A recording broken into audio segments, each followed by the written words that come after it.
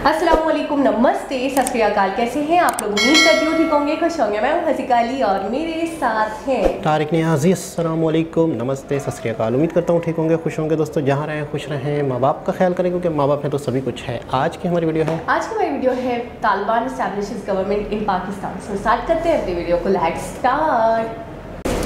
Okay guys, तो video का title है Taliban establishes government in Pakistan. Pakistan now has 2 prime minister. नमस्कार, welcome you to world affairs. मैं हूं प्रशांत धवन। नाउ पाकिस्तान के आज के समय 2 प्राइम मिनिस्टर हैं, 2 सरकारें बन चुकी है पाकिस्तान में। आप बेसिकली कह सकते हैं कि पाकिस्तान की सॉवरेनिटी को चैलेंज देते हुए पाकिस्तान तालिबान ने एक पैरेलल गवर्नमेंट एस्टैब्लिश कर दी है पाकिस्तान में। यहां पर आप देख पाओगे Pakistan sovereignty challenge TTP sets up a government with complete cabinet. जी हाँ, पाकिस्तान तालिबान ने यहाँ पे इस पर एक बहुत ही अच्छा आर्टिकल है ऑल इंडिया रेडियो न्यूज का। इन्होंने बताया है कि पाकिस्तान तालिबान ने एक कंप्लीट गवर्नमेंट एस्टैब्लिश कर दिया। ऐसा नहीं है कि सिर्फ एक PM एक प्रेसिडेंट, नहीं। आप देखोगे TPP ने पूरा एक सिस्टम बना दिया है जिसके अंडर इनकी खुद की जुडिशरी होगी, इनके खुद के जजेस होंगे, इनका खुद का कानून होगा। उसके अलावा इनका information, defence minister, economic affairs minister, education minister, फतवा इशुइंग अथॉरिटी भी इनकी अलग से होगी। जिस तरीके से पाकिस्तानी करंट गवर्नमेंट जो लीड कर रहे हैं शहबाज शरीफ, इनके पास ISI है, उसी तरीके से पाकिस्तान तालिबान का होगा एक इंटेलिजेंस नेटवर्क। और इन लोगों ने पाकिस्तान का मैप भी अपने हिसाब से बनाना स्टार्ट कर दिया है। बेसिकली आप कह सकते हैं आज के समय पाकिस्तान में 2 सरकारें हैं। ऑफ कोर्स अभी के लिए जरा पावरफुल सरकार है शहबाज शरीफ की, जिसको पाकिस्तान आर्मी की सपोर्ट है। मगर जिस तरीके से पाकिस्तान में बदलाव आ रहे हैं, कोई बड़ी बात नहीं है कि आने वाले 5 से लेकर 6 साल में पाकिस्तान की करंट गवर्नमेंट को बहुत ही बड़ा चैलेंज फेस करना पड़े इस तालिबान की गवर्नमेंट से। और मुझे बताएं, यहाँ पे आपके कई क्वेश्चन आएंगे कि मगर पाकिस्तान की करंट गवर्नमेंट के पास तो इनकी आर्मी है, पाकिस्तान की आर्मी एटलीस्ट इतनी स्ट्रांग तो होगी कि जो ये तालिबान के इंसर्जेंट आ रहे हैं इनको रोक पाए। जो अफगानिस्तान में हुआ था कि जो सोल्जर्स अमेरिका ने ट्रेन किए थे वो रातों रात हार गए, अफगान तालिबान ने कुछ ही दिनों में कब्जा लिया पूरे काबुल को। ये सब पाकिस्तान में थोड़ी ना होगा। देखिए, it all depends on the people. ये जो मेरी लाइन है याद रखिएगा, सब कुछ डिपेंड करता है पाकिस्तान के आम लोगों पर। और जो डेंजर है, जो खतरा है पाकिस्तान पर तालिबान के कंप्लीट टेक ओवर का, ये इतना बड़ा हो चुका है कि रिसेंटली पाकिस्तान के होम मिनिस्टर, जिसको ये कहते हैं इंटीरियर मिनिस्टर, राना सनाउल्लाह, इन्होंने ये भी कहा है कि पाकिस्तान के पास पूरा हक है इंटरनेशनल लॉ के अंडर। अगर कोई आतंकवादी संगठन है पाकिस्तानी गवर्नमेंट के हिसाब से, पाकिस्तान तालिबान एक टेररिस्ट संगठन है, तो इन लोगों के हिसाब से इंटरनेशनल लॉ पाकिस्तान एयरफोर्स को परमिशन देता है कि अफगानिस्तान में जाकर ये डीप स्ट्राइक कर सकती है। तो इसका मतलब ये भी हुआ कि इंडिया ने जो बालाकोट में स्ट्राइक करी थी वो भी इंटरनेशनल लॉ के हिसाब से सही थी। तो जब ये फैसला क्लियरेंस का हो जाएगा तो वो फिर कहीं भी हो, सेफ हेवन जो है, अगर कोई दहशतगर्द आप पे हमला करने वाला जो है वो अपनी किसी जगह से भी, अपनी जगह से या अपने ठिकाने से जो है वो वार करता है, तो वो बैनुल अक़वामी लॉ के तहत भी और अदरवाइज भी आपको यहाँ हासिल है कि आप उसके ऊपर जो है वो आप अटैक कर सकते हैं। तो ये जो है ये बैनुल अक़वामी लॉ के मुताबिक जो हमारा हक होगा हम उसको एक्सरसाइज करेंगे। अच्छा, तो क्या अफगानिस्तान के अंदर भी इनके ठिकानों पर कार्रवाई कर सकते हैं? देखिए, ये तो फिर वक्त आने पे जब ये चीजें सामने आएंगी तो सबसे पहले तो अफगानिस्तान को, क्योंकि हमारा वो बरादर इस्लामी मुल्क है, हम उसे कहेंगे कि ये ठिकाने हैं, इनको खत्म किया जाए और इन लोगों को हमारे हवाले किया जाए। और अगर आगे से सवाबन नहीं होता तो फिर ये सारी चीजें जिस तरह से आपने कहा ये फिर मुमकिन है।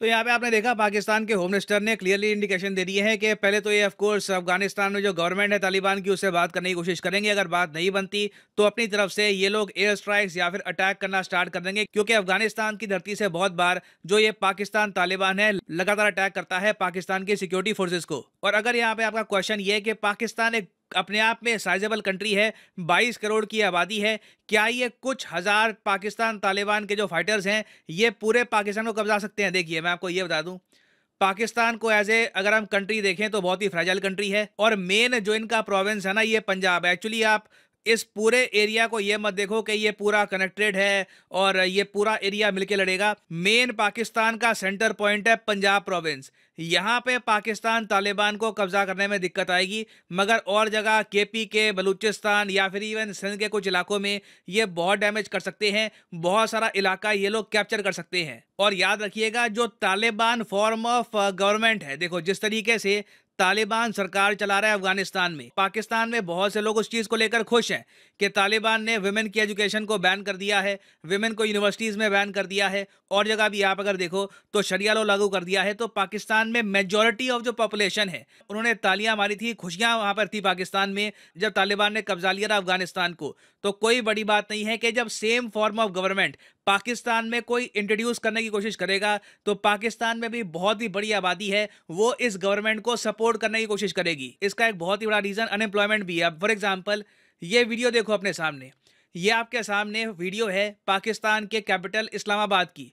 यहाँ पर क्या है कि करीब 1800-1600 पोस्ट की वैकेंसी निकली थी, पुलिस की पोस्ट की वैकेंसी निकली थी, और पूरा स्टेडियम भर गया एस्पिरेंट से। और यहाँ पर मुझको ऐड करना पड़ेगा कि इस्लामाबाद में ज्यादा पाकिस्तान की आबादी रहती भी नहीं है। इस्लामाबाद एक बहुत ही न्यूली बिल्ड सिटी है, तो यहाँ पर भी इतने लोगों का आना क्लियर इंडिकेशन देता है कि 2022 पाकिस्तान के लिए बहुत ही ज्यादा खराब साल रहा है। इकोनॉमी के हिसाब से, बिजनेस के हिसाब से, ना पाकिस्तान में कोई स्टार्टअप है, ना सरकार के पास पैसा है कि सरकारी नौकरी ये लोग इशू करें। तो एक बहुत ही बड़ी यूथ पॉपुलेशन है यहाँ पर जिसके पास रोजगार नहीं है, और साथ ही साथ उनके माइंड में एक इमेज ऐसी बन गई है कि शरिया लॉ और तालिबान अगर पाकिस्तान में आ जाते हैं तो पाकिस्तान का भला होगा। इस क्वेश्चन को लेकर पाकिस्तान में कई बार सर्वे हो चुके हैं, और आप जान के हैरान होंगे 67% पाकिस्तान की आबादी, जो एक मेजोरिटी है, इन लोगों ने कहा है कि बिल्कुल शरिया लॉ पाकिस्तान में होना चाहिए लागू, पाकिस्तान के संविधान को कर देना चाहिए स्क्रैप।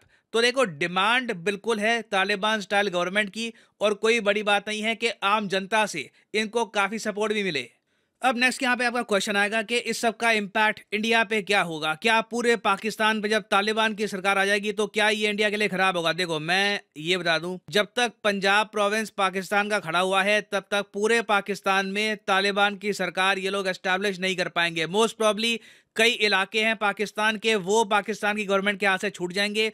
उसके बियॉन्ड आने वाले 5-6 साल तक कुछ बड़ा इवेंट होने नहीं वाला। हाँ, एक बार अगर मान लो कि पाकिस्तान तालिबान इतना स्ट्रांग हो गया कि इन्होंने पंजाब प्रोविंस को घेर लिया, तब उसके बाद इंडिया समेत पूरे इंटरनेशनल कम्युनिटी की एक ही चिंता होगी कि पाकिस्तान के जो न्यूक्लियर वेपन्स हैं ये तालिबान के हाथों में ना चले जाएं। अब आप समझ गए होंगे कि क्यों बार बार दुनिया भर के जियोपॉलिटिकल एनालिस्ट ये कहते थे कि पाकिस्तान के न्यूक्लियर वेपन्स गलत हाथों में जा सकते हैं। ये सिनेरियो जो मैंने आपको बताया है ना, it can very much happen. और सबसे सैड बात मैं आपको बताऊं क्या है, देखो, पाकिस्तान की गवर्नमेंट को यह पता है कि इनके खुद के देश में इनकी जो पब्लिक है वहां पर एक साइजेबल पॉपुलेशन है जो पाकिस्तान तालिबान की सपोर्ट करेगी। तो जब ये लोग पाकिस्तान तालिबान से लड़ेंगे तो काफी प्रॉब्लम्स आएंगी, और पाकिस्तान की गवर्नमेंट काफी बार ना अपनी पब्लिक को इकट्ठा करने के लिए, एक लीडरशिप में लाने के लिए टारगेट करेगी इंडिया को। इनके पास और कोई ऑप्शन है नहीं।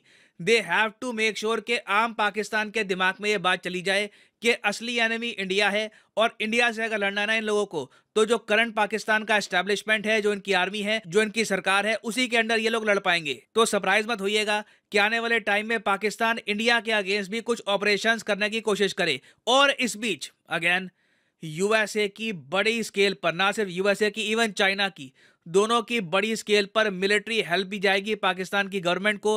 रीजन पाकिस्तान की गवर्नमेंट यही देगी कि देखिए तालिबान हमारे सामने खड़ा हो गया है, हमें अपनी सरकार को बचाना है, हमें वेपन्स दो ताकि हम तालिबान से लड़ पाएं। तो मैं उम्मीद करता हूं कि इससे आपको ये समझ में आ गया होगा कि जो भी पाकिस्तान में हो रहा है ये इंडिया के लिए कोई गुड न्यूज़ नहीं है। ये एक्चुअली इंडिया के लिए इन द फ्यूचर बहुत सारे चैलेंजेस लेके आएगा। और इंडिया के लिए देखिए सिंपली इंपॉर्टेंट ये है कि हम लोग पाकिस्तान के जो भी प्रोवोकेशंस हैं, जो भी यूएसए की सपोर्ट होगी पाकिस्तान को, इसके बारे में दुनिया के सामने ओपनली बात करें और ये बात एक्सपोज करें कि ये एक फेल्ड कंट्री है। इन दी एंड पाकिस्तान का डिवीजन करना ही रीजन के लिए सही होगा। अगर हम पाकिस्तान की करप्ट गवर्नमेंट, इनकी मिलिट्री को वेपन्स देते हैं, पैसा देते हैं, तो ये लोग करप्शन करके अपना जो पैसा है बाहर के देशों में पार कर देंगे। इसको तालिबान के अगेंस्ट यूज नहीं करने वाले। तो यह अभी के लिए एक न्यूज एंड डेवलपमेंट है। इस टॉपिक से रिलेटेड लगातार मेजर डेवलपमेंट आती रहेंगी, उस पर मैं in the future updated videos लाता रहूंगा। मैं ये भी ऐड कर दूं कि अनअकैडमी की सबसे बड़ी सेल एक्टिव हो चुकी है। हर कोर्स पे सीधा 23% डिस्काउंट, क्योंकि वी आर नाउ एंटरिंग 2023। जी जनाब, मैं शायद अल्फाज में बता ना सकूं कितनी खौफनाक बात है ये। यूँ समझ लें कि पता नहीं कितने अजीबो-गरीब से ख़यालात, कितनी अजीबो-गरीब सी सोचें चल रही थी अभी दिमाग में, जब मतलब वीडियो का टाइटल और वीडियो के टाइटल के बाद ये अनाउंसमेंट उनकी। देखिए, मैं इतना तो मैं यकीन के साथ कह सकता हूँ कि पूरे पाकिस्तान में इनका कंट्रोल इतना आसान तो नहीं है, पहली चीज़ तो ये। लेकिन अगर ये फ़साद शुरू होता है तो वो भी कहीं ना कहीं, जैसे KPK से शुरू हो गया, फाटा से शुरू हो जाएगा, फसादात होंगे, लड़ाई होगी, कहीं ना कहीं आम जनता, कहीं ना कहीं इकनॉमी, कहीं ना कहीं आर्मी, कहीं ना कहीं जवान, मतलब यूँ समझ लें कि ये किस फितने में हम लोग जाने वाले हैं या किस एक चीज़ में पढ़ने वाले हैं। और अगर दूसरे कंट्रीज़, मिसाल के तौर पे तालिबान अगर ये चीज़ शुरू कर देते हैं, यानी कि अटैक पे अटैक शुरू करते हैं, आगे बढ़ने की करते हैं, जिस तरीके से उन्होंने बताया। अच्छा, ये बात भी बहुत हद तक सच है, बहुत हद तक सही है कि पाकिस्तान के बहुत सारे इलाके जो हैं वो कोई मतलब इतने ज़्यादा कंट्रोल में नहीं है। वहाँ पर बाकायदा मतलब है कि लॉ एंड ऑर्डर का इतना मसला है। वहाँ पर बाकायदा मतलब बलूचिस्तान के बहुत सारे इलाके हैं, सिंध के इंटीरियर इलाके हैं जहाँ पर बाकायदा इतनी देख रेख नहीं है। बाकायदा मतलब है कि एक तरह से अगर कोई बहुत बड़े बड़े हादसे होते हैं तो कोई पूछने वाला नहीं है किसी भी हवाले से, इकनॉमी के हवाले से, फूड के हवाले से या जंग के हवाले से, अल्लाह माफ़ करे, मतलब कि बहुत सारे ऐसे इलाके हैं। लेकिन कोई कहीं से भी मुझे ये नहीं लग रहा, कहीं से भी मुझे ये नहीं लग रहा कि ये फ़ौरन होगा, लेकिन होगा, तकलीफ़ बहुत होगी, परेशानी बहुत होगी। और इस वक्त पाकिस्तान में बहुत ज़्यादा तकलीफ़ है, बहुत ज़्यादा तकलीफ़ है लोगों को। अच्छा, ये जो क्लिप दिखाया गया कि जॉब के लिए इतना लड़का, मुझे लगा इंडिया पाकिस्तान का कोई मैच चल रहा है, मतलब अच्छा, ये बात मैं बिल्कुल 100% कहूँगी, हमारे लोगों की बहुत ज़्यादा मेंटलिटी इतनी छोटी है जॉब के मामले में, और ख़ास तौर पे गवर्नमेंट जॉब। मतलब गवर्नमेंट जॉब के लिए तो लोग समझते हैं कि समझो यही ज़िंदगी है। अच्छा, लोगों के मतलब अक्सर मैं ज़्यादातर फारिग टाइम पे देख रहा होता हूँ शार्क टैंक में ऐसे ऐसे यंग लड़कियाँ लड़के ऐसे ऐसे आइडिया लाते हैं, ऐसे ऐसे यूनिक प्रोडक्ट लाते हैं मज़ीद इन्वेस्टमेंट के लिए। मैं हैरान होता हूँ कि यार, मुझे ऐसा लगता है कि यार शायद उनके लेवल, उनका हर लड़का लड़की इतने टैलेंटेड उनके लेवल का हमारे यहाँ कोई है ही नहीं। मुझे ऐसा पता है, मैंने आई थिंक एक दिन पहले की बात है, कल की बात है शायद, मैंने फेसबुक पे शार्क टैंक की कुछ हाइलाइट्स देखी। उसके अंदर आप यकीन करें, वो कह रहे हैं 4% इक्विटी दें आप मुझे, और मैं 3 करोड़ की के पता नहीं 4 करोड़ की इन्वेस्टमेंट करने के लिए तैयार हूँ, 4% इक्विटी के लिए। यानी इतना बेहतरीन आइडिया था उनका, इतना बेहतरीन आइडिया था कि सारे जजेस फ़ैन हो गए, सारे जजेस को बहुत पसंद आया। अच्छा, आप मुझे एक बात बताएं, पठान हमारे यहाँ रफली, हमारे यहाँ पठान पाकिस्तान में कितने होंगे? बेशुमार, मतलब कराची में तो बहुत है, सिंध में तो कराची में कहूँगी सिंधी और पठान बहुत ज़्यादा छाए हुए हैं। यानी कि अगर मैं रफली भी आपको कहूँ तो 40% रख लें, 35 to 40% तो पठान रख ले, यानी कि उनकी डिफरेंट वेरिएंट और कास्ट, हाँ कास्ट वगैरह है, लेकिन है पठान, अच्छी खासी तादाद में पठान है।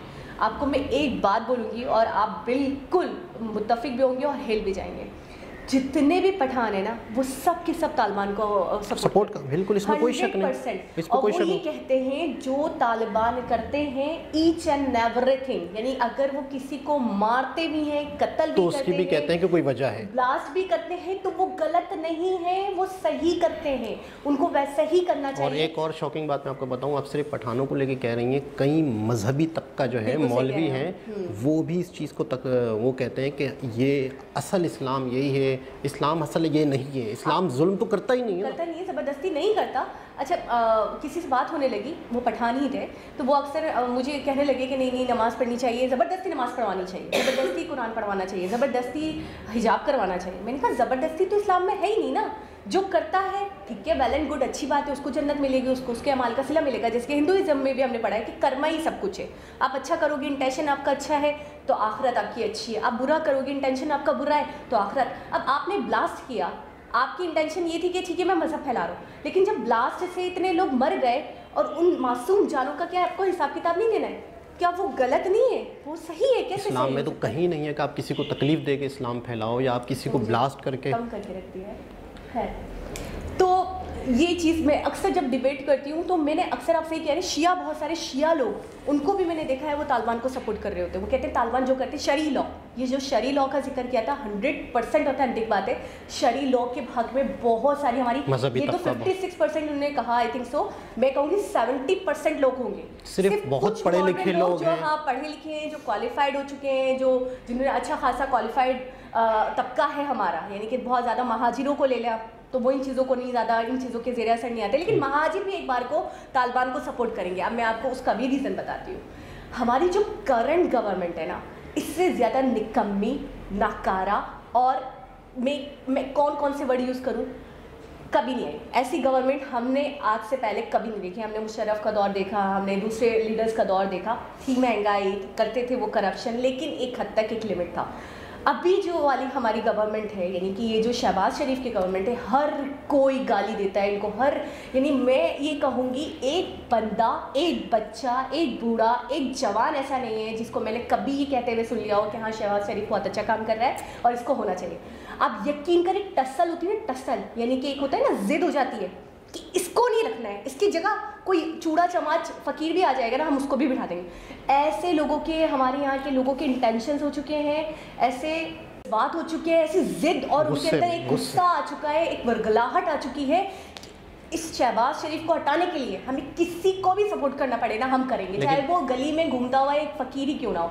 आप यकीन करें, तालिबान को इसलिए भी सपोर्ट मिलने वाला है, और बहुत अच्छा खासा पढ़ा लिखा तबका उनको सपोर्ट करने वाला है, सिर्फ और सिर्फ इस बिना पर कि शहबाज शरीफ से हमारी जान छुड़ाओ, इसको भगाओ। बहुत ज़्यादा मतलब टेंस देने वाली वीडियो थी, बहुत ज़्यादा हालात ख़राब होने वाली, पहले हालात बहुत बुरे हैं, और जिस तरीके से जॉब्स के हवाले से उन्होंने एक मिसाल दी, इससे बढ़िया मिसाल कोई नहीं मिलती। अच्छा, एक और चीज़, हमेशा मजहबी कार्ड हम खेलते हैं, ठीक है, अक्सर हम देखते हैं हमारे पॉलिटिशियंस मजहब का कार्ड खेल रहे होते हैं, अक्सर पैट्रियोटिक होकर, पैट्रियटिज्म के नाम पर, कंट्री के नाम पर हमें ब्लैकमेल किया जाता है, हमें इमोशनल किया जाता है, और हम भी बड़ी जज्बाती कौम है, हम हो भी जाते हैं, हम मज़हब के नाम पे भी जज्बाती हैं, हम कंट्री के नाम पे भी जज्बाती हैं।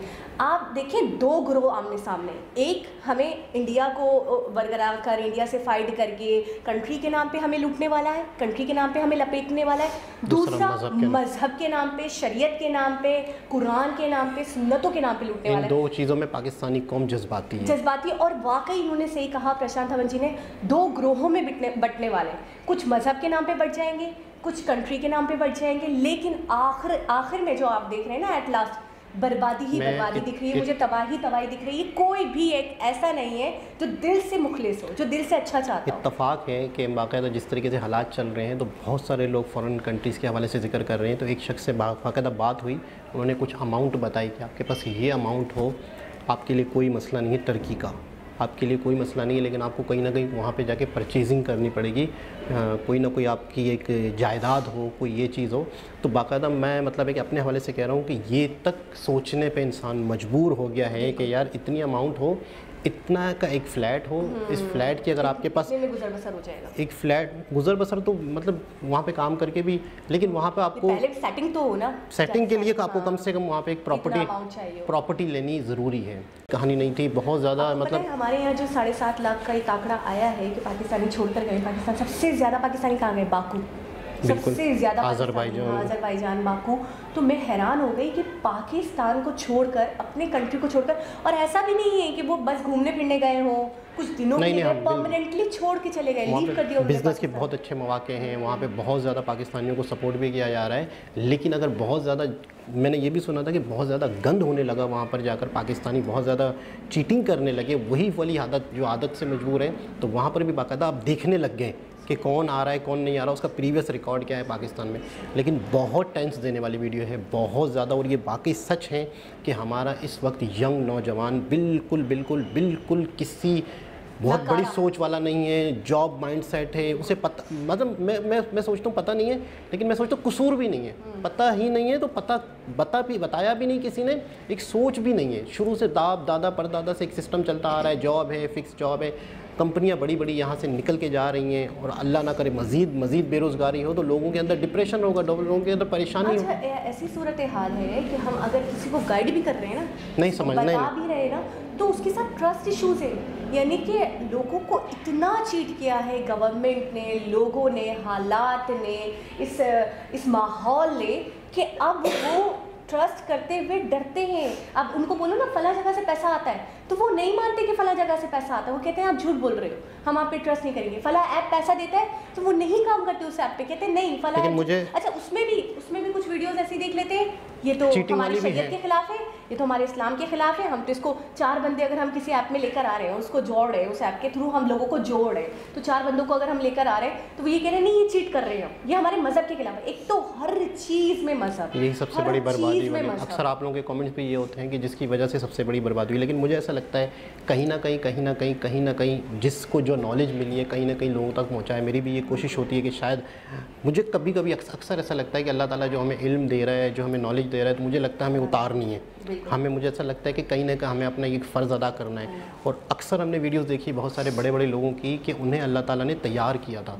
अक्सर उनकी लाइफ जर्नी देखते हैं तो आज देखते हैं तो वो पूरी दुनिया पे एक असर डाल रहे हैं। तो हमारा भी कहीं ना कहीं मुझे ऐसा लगता है, गलत या सही एक अलग बात है, लेकिन मुझे कहीं ना कहीं ऐसा लगता है कि शायद कहीं ना कहीं अल्लाह ताला ने ये वापसी हमसे लेना है कि इतनी नॉलेज, इतना इल्म बिज़नेस के हवाले से या मोटिवेशन करने के हवाले से या किसी को सिखाने के हवाले से या कहीं ना कहीं होप देने के हवाले से कि यार अब कहीं पे भी जंगल पे भी बैठ के कमा सकते हो। अब वो दौर नहीं है कि आपको किसी के सहारे की ज़रूरत है। लेकिन इस चीज़ की तरफ आने में मुझे लगता है माइंडसेट इतना ज़्यादा स्ट्रॉन्ग है कई नस्लों से, नहीं आस्ते आस्ते हर चीज़ देखिए। जब आपके आसपास सर बताते हैं अक्सर कि जब आपके आसपास कमाने वाले बनते रहते हैं ना तो यकीन आता रहता है। जब एक इनकम के नए दरवाजे आप एकदम से यकीन नहीं करोगे, आपका पड़ोसी जब कमा रहा होगा, पड़ोसी का पड़ोसी कमा रहा होगा, तो आहिस्ता आहिस्ता ये चीज़ फैलती है। तो एक से दूसरा, दूसरे से तीसरा, एकदम से पूरी कौम चेंज नहीं हो सकती। इसको टाइम लगता है, लेकिन जिन सच्चों पेश में हम का शिकार हैं या जिन हालात का हम शिकार है ना, ये मुझे ऐसा लगता है हम बहुत लंबी नींद सो गए और हमने बेदार होने में काफ़ी टाइम लगा दिया। यानी हमें बहुत पहले बेदार अभी बेदार भी कहाँ हुए हैं। अब अगर हम लोगों को जगा रहे हैं, झिझोड़ रहे हैं, उठा रहे हैं,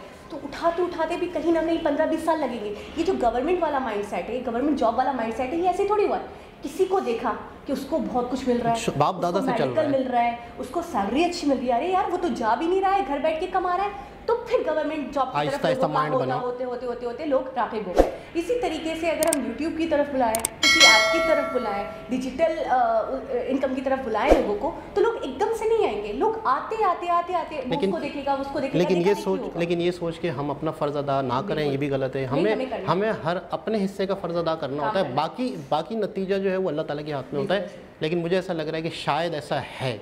तो एक बहुत ही ज़बरदस्त वीडियो थी, बहुत हैरानकुन वीडियो थी, ज़बरदस्त तो नहीं थी, बहुत ही ज़्यादा शॉकिंग थी मैं कहूँगा। अफसोसनाक वीडियो थी। मुझे वो क्लिप नहीं भूलेगा जो क्रिकेट में लोग ग्राउंड में मैच देख रहे थे। मैं बाकायदा समझी इंडिया पाकिस्तान का कोई मैच ऑर्गेनाइज हुआ है, ये लोग भर गए हैं, और इतने भरे हुए लोग तो तभी होते हैं। माइंड सेट है कि ऐसे तो हो ही नहीं सकता। मैं यकीन करें, और सब यंग लड़के बैठे हुए थे, सब यंग लड़के बैठे हुए थे। इतना लड़का बेरोजगार, और इस्लामाबाद में इतना लड़का ही नहीं है। इस्लामाबाद में सिलेक्टेड लोग रहते हैं, कामयाब लोग रहते हैं।